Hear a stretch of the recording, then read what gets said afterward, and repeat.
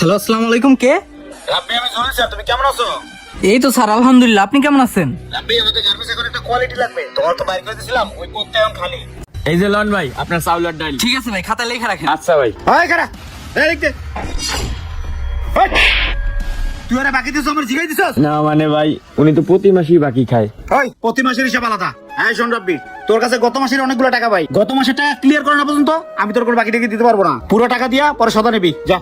ভাই এবারের মতো চাইলে দিয়ে দেন, বাসার সবাই না খেয়ে রয়েছে। গার্মেন্টস এর বেতনটা পাইবে, আপনি সব টাকা দিয়ে দিন। হ্যাঁ, তুমি গার্মেন্টসের বেতন পাইবা না? আমার গার্মেন্টসের কাছে বন্ধ ইয়া, তো বেতনটা পাইবা কইতে? ভাই আগামী মাসে যেমনি ভাই আপনি সব টাকা দিয়ে দেন ভাই। এবারের মতো বাজারটা দিয়ে দেন ভাই, নয়তো ভাই না খেয়ে মরে যাবো। এ বেড়ে, তোর ফ্যামিলির দায়িত্ব কি আমি নিছি না তোর দায়িত্ব আমি নিছি যে তোর পুরো সংসার আমি চালামু? রাব্বি, আমারও তো দোকানটা চালাইতে হয়, আমারও তো পাওনাদার আছে। আমি তোর আর কোনো বাকি টাকা দিতে পারবো না। টাকা দিয়া পরে মানলিস, যা।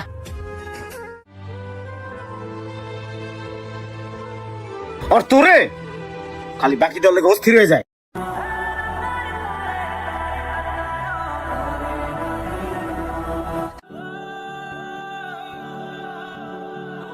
কি যে করি, গার্মেন্টসটাও গেল বন্ধ হয়ে।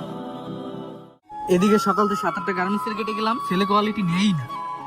ওদিকে বাপটা অসুস্থ, 5,000 টাকা লাগে মাসে ওষুধই। না যাই, ডেলি ক্যামেরা একটা ব্যবস্থা করি।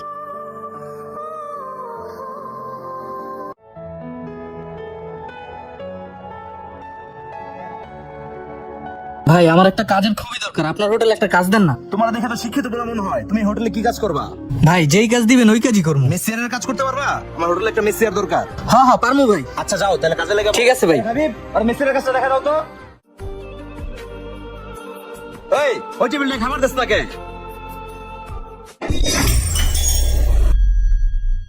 কি হলো এটা? এত শব্দ কিসের? কি করলি তো এটা? ফকিনির বাচ্চা, আসতে দিন এক গ্লাস বাসস। যা এখন বাইরে আমার হোটেল থেকে। যা বাইরে। এই কি আছো? গ্লাস ভাঙাগুলো পরিষ্কার কর।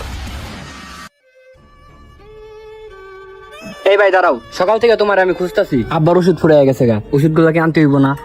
হরে ওষুধ তো আনা লাগবো, কিন্তু আমার কাছে তো টাকা নাই। ভাইয়া তুমি 1 মাস ধরে ঘুরতাছো, কোনো চাকরি বাকরি দিতেছো না। এরকম করে আর কয়দিন চলবা ভাইয়া? চাকরি বাকরি তো নিমো, ঘুরলাম আজকে সারাদিন চাকরি বাকরির লেগা, চাকরি তো হইলো না। আচ্ছা যা তাইলে তুই, আমি দেখতাছি। এই ফকিনির বাচ্চা, বাইকের উপরে এভাবে বসেছিস কেন? বাইকটা মনে তো নিজে।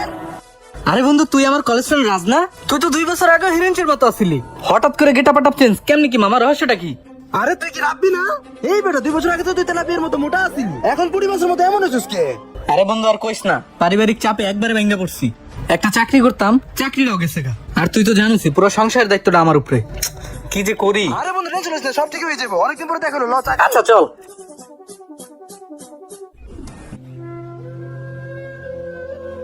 বন্ধু তুই যে কাজ টেনশন করতে না, টেনশন করবো না কি করুম?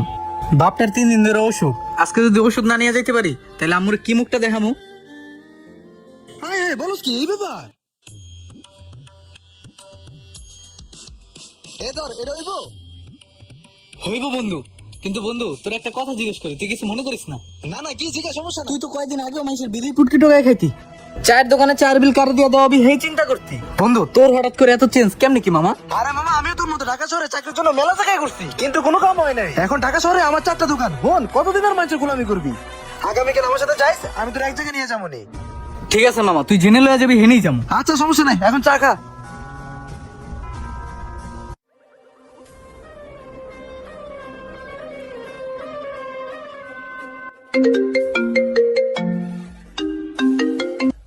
হ্যালো, আসসালামু আলাইকুম। কে? রাব্বি, আমি জলিল স্যার। তুমি কেমন আছো?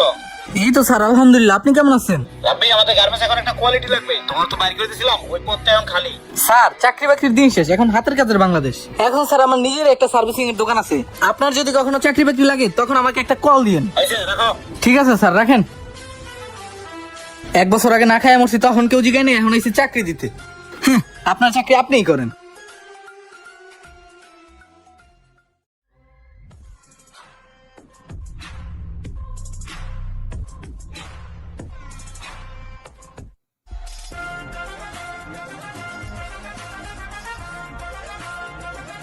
এই তো দেখ, এটা হচ্ছে জুরাইন বিক্রমপুর প্লাজা। এটা 3 তলায় আমরা যাবো।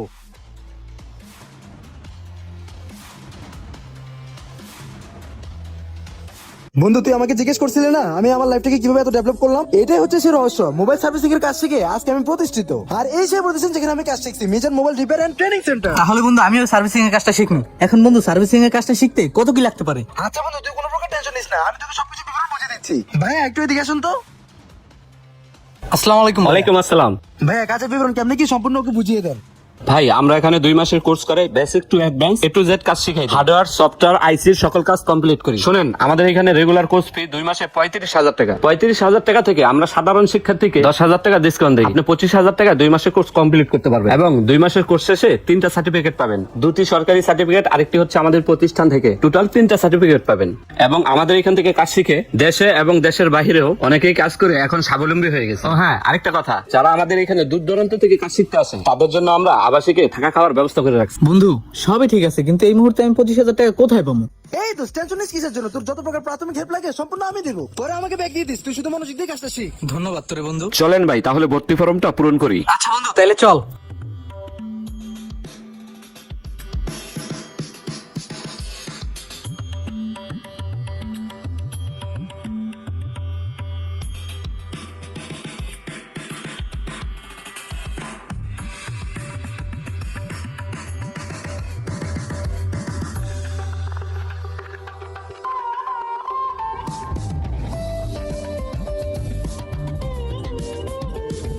হ্যালো বন্ধুরা, যারা হাতের কাজ শিখে স্বাবলম্বী হতে চান, পরের গোলামি আর করতে চান না, তারা আজই ঘরে বেকার বসে না থেকে এখনই চলে আসুন Mizan mobile repairing and training সেন্টারে। এখানে 60 দিনের একটি কোর্স করে যান মাত্র 25,000 টাকায়। আরো আছে থাকা খাওয়ার সুব্যবস্থা। তো অনেকেই মনে করতে পারেন এই প্রতিষ্ঠানটা কোথায় এবং কিভাবে আসবো। ঢাকা যাত্রাবাড়ি ঝুরাইন বিক্রমপুর প্লাজার 3য় তলায়। ধন্যবাদ।